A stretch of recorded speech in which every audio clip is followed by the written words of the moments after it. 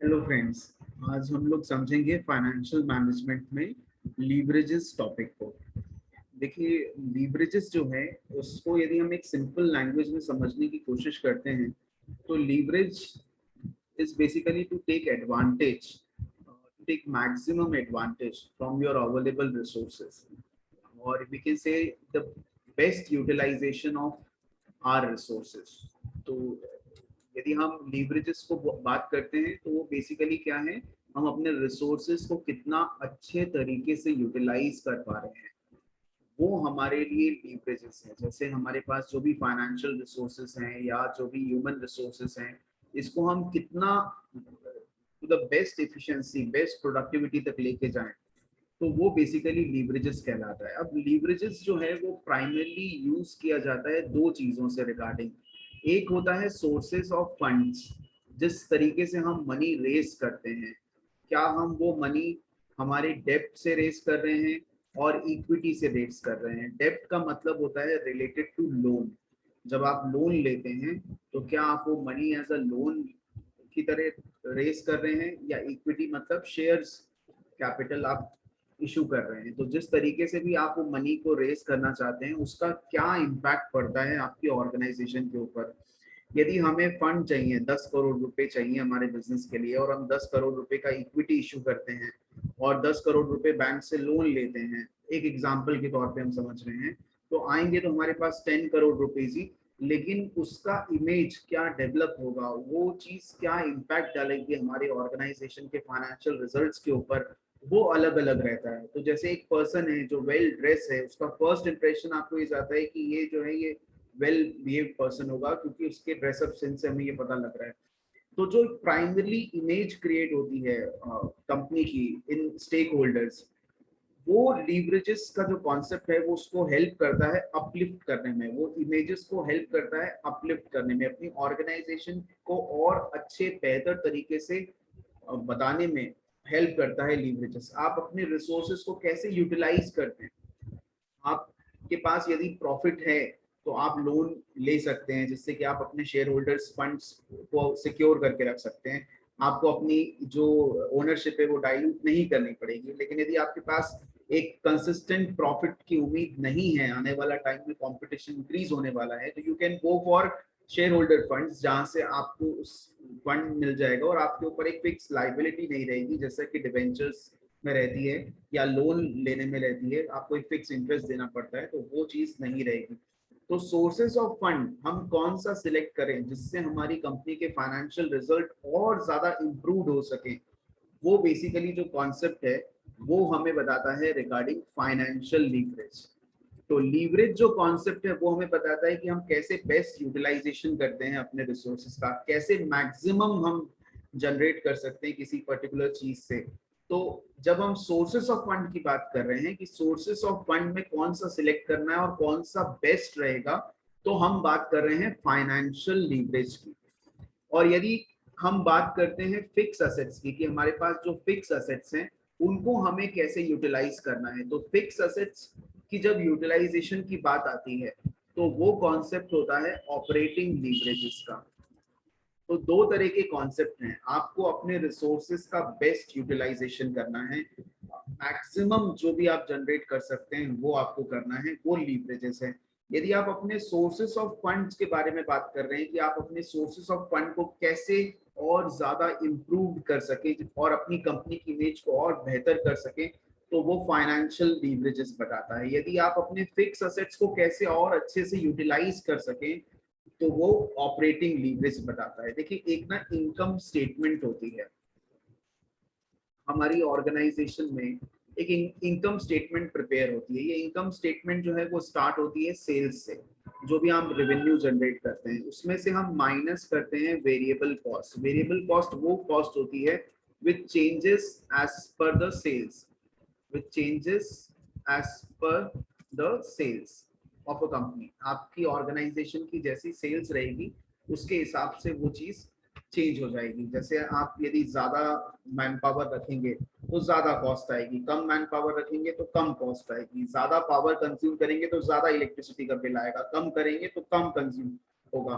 कम bill आएगा। तो कुछ ऐसे एक्सपेंसेस होते हैं जो एज पर सेल्स वेरी होते हैं, वो वेरिएबल कॉस्ट कहलाते हैं। जब हम सेल्स जितना रेवेन्यू हम जनरेट करते हैं उसमें से वेरिएबल कॉस्ट डिडक्ट कर देते हैं तो हमारे पास जो टर्म आता है उसको हम बोलते हैं contribution. Contribution is basically sales minus variable cost, और इसमें से फिर हम माइनस करते हैं फिक्स कॉस्ट। फिक्स कॉस्ट वो कॉस्ट होती है which do not change as per the sales और which are constant, you can say which are constant for a shorter period of time, जिसको हम बोल सकते हैं। जैसे आपने रेंट पे कोई जगह ली तो आपका जो रेंट है वो एक शॉर्टर पीरियड के लिए फिक्स रहेगा, उतना ही आप देंगे। कोई लीज पे आपने जगह ली तो for a longer period of time वो उतना ही जाएगा। तो वो एक्सपेंस जो है वो फिक्स हो जाता है for a particular period of time. आप यदि बैंक से लोन लेते हैं और उसमें जो भी ईएमआई आप पे कर रहे हैं तो that EMI is fix for a period of certain time period. तो वो हमारे फिक्स एक्सपेंसेस हैं, वो रिस्पेक्ट ऑफ द प्रोडक्शन आप करें या ना करें उतना तो आपको एक्सपेंस करना ही करना है। तो वो एक्सपेंसेस जो हैं वो आपके फिक्स एक्सपेंसेस कहलाते हैं, जो एज पर द प्रोडक्शन भी कोई चेंज नहीं होता है। तो जब हमारे कंट्रीब्यूशन में से हम हमारी फिक्स कॉस्ट माइनस कर देते हैं तो हमारे पास आता है earning before interest and tax, EBIT जिसको हम बोलते हैं। तो earning before interest and tax, इसमें से हम माइनस करते हैं इंटरेस्ट कॉस्ट, जो हमारी फिक्स कॉस्ट की कैटेगरीज में है। ऐसी कॉस्ट जो आपने बैंक से लोन लिया है और उसमें आपको इंटरेस्ट पे करना पड़ रहा है, तो वो इंटरेस्ट हम इसमें से माइनस करते हैं तो हमारे पास आता है अर्निंग बिफोर टैक्स। और फिर इसमें से माइनस करते हैं टैक्स तो हमारे पास बचता है अर्निंग आफ्टर टैक्स। ये earning after tax is basically your net profit. तो अर्निंग बिफोर टैक्स, टैक्स से पहले का प्रॉफिट, और उसमें से टैक्स माइनस करने के बाद हमारे पास आ जाता है अर्निंग आफ्टर टैक्स, जिसको आप नेट प्रॉफिट भी बोलते हैं। Earning after tax. अब देखिए क्या होता है कि ये जो फाइनेंशियल लीवरेज है या ऑपरेटिंग लीवरेज है, फाइनेंशियल लीवरेज मतलब हमारे सोर्सेस ऑफ फंड को आपने कैसे यूटिलाइज करा, और ऑपरेटिंग लीवरेज मतलब आपने अपने फिक्स एसेट्स को कैसे यूटिलाइज करा। इसको हम फॉर्मूले के बेसिस पे भी कैलकुलेट कर सकते हैं। ये जो फाइनेंशियल लीवरेज है ये बेसिकली क्या होता है, ये होता है earning before interest and tax divided by earning before tax. तो ये जो आपने टेबल बनाई है उसमें earning before interest and tax जो है उसमें हम जब डिवाइड करते हैं अर्निंग बिफोर टैक्स को तो हमारे पास फाइनेंशियल लीवरेज की वैल्यू आ जाती है।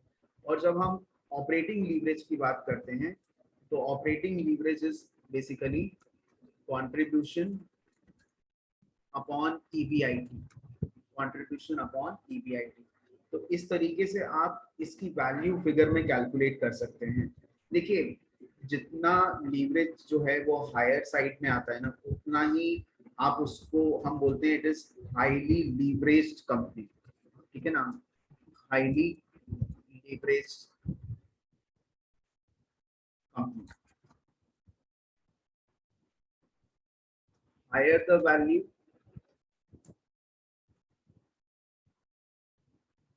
so it is highly leveraged company, but at the same time, ये पोर्टफोलियो यदि हायर आता है तो higher the leverage higher will be the risk, risk उतना ही हायर रहता है। देखिए हायर द लीवरेज का मतलब क्या हुआ कि आप अपने सोर्सेस ऑफ फंड को बहुत अच्छे से यूटिलाइज कर रहे हैं। आपके पास इक्विटी फंड है, ओनर्स का खुद का फंड है, प्लस आपने बैंक से लोन ले रखा है। यदि आप अपने बैंक से लोन लेते हैं तो उसमें आपको अपनी ओनरशिप डाइल्यूट नहीं करनी पड़ती, और आपके पास यदि प्रॉफिट है तो आप उसको पे ऑफ करके अपना जो ईएमआई है उसको पे ऑफ कर करके आप अपना सर्वाइवल कर सकते हैं। ये यदि रेशो ये बता रहा है कि यदि हायर आया, जैसे किसी का आंसर 2 आया और किसी कंपनी का आंसर 3 आया लीवरेजेस में, तो 2 और 3 में से आप किसको सिलेक्ट करेंगे। मैंने बोला जो हायर है वो ज्यादा अच्छा है, तो 3 वाला हमारे लिए ज्यादा अच्छा है, लेकिन वो हमारे लिए ज्यादा रिस्की भी है। तो वो डिपेंड करता है कंपनी के कि वो कितना रिस्क लेना चाहते हैं। रिस्की क्यों है, क्योंकि इसका हायर आने का मतलब ये होता है कि आपने ज्यादा लोन ले रखा है, ज्यादा आपने डेब्ट पोर्शन ले रखी है। ज्यादा आपने ऐसी चीजों से अपना फंड कर रखा है जहाँ पे आपको फिक्स इंटरेस्ट पे करना है, और इंटरेस्ट तब भी पे करना पड़ता है जब आप लॉस में रहते हैं।